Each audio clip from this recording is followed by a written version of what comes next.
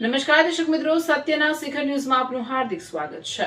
સાવરકુંડલાના ઠવી ગામે સિંહનો આતંક, મોડી રાત્રે માણસ પર જીવલેણ હુમલો, પરિવારની બહાદુરીથી બચ્યું છે।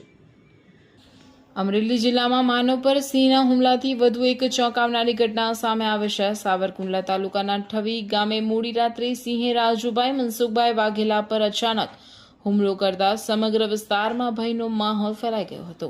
હુમલાની બૂમો સાંભળીને ઘરના સભ્યો તાત્કાલિક દોડી આવ્યા અને હાકલા પડકારા કરીને સિંહને ભગાડતા રાજુભાઈનો આબાદ બચાવ કરવામાં સફળ રહ્યા હતા। હુમલામાં રાજુભાઈને ગંભીર ઇજાઓ પહોંચતા તેમને તાત્કાલિક સારવાર માટે સાવરકુંડલા સરકારી હોસ્પિટલ ખાતે ખસેડવામાં આવ્યા, જ્યાં તેમની સારવાર ચાલી રહી છે। ઘટનાની જાણ થતાં વન વિભાગ અને સ્થાનિક તંત્ર પણ સતર્ક બન્યું છે અને વિસ્તારમાં સિંહની હિલચાલ પર નજર રાખવામાં આવી રહી છે।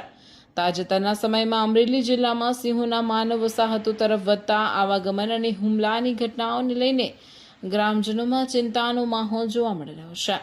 ગ્રામજનોએ વન વિભાગને સિંહની સતત દેખરેખ રાખી લોકોને સુરક્ષા પૂરી પાડવા તેમજ રાત્રિના સમયે ખાસ પેટ્રોલિંગ વધારવાની માંગ કરી છે। આ ઘટનાએ ફરી એકવાર માનવ અને વન્યજીવ વચ્ચેના વધતા સંઘર્ષનું ગંભીર પ્રશ્ન ઉજાગર કર્યો છે। રિપોર્ટર સરફરાઝ ખોખર, અમરેલી।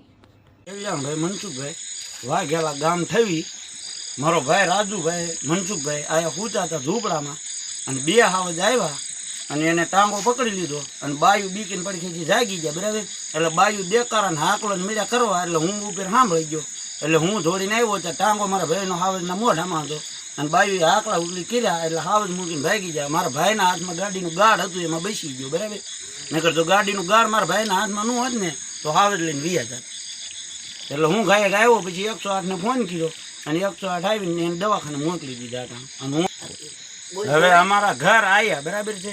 અમારા દી રાત હાવજ દીપડોનો ત્રાસ એટલો છે કે છોકરા રેઢા મૂકાતા નથી, રાતે વાડીઓમાં ભાગી ગયા હોય ત્યાં જવાતું નથી, બરાબર છે।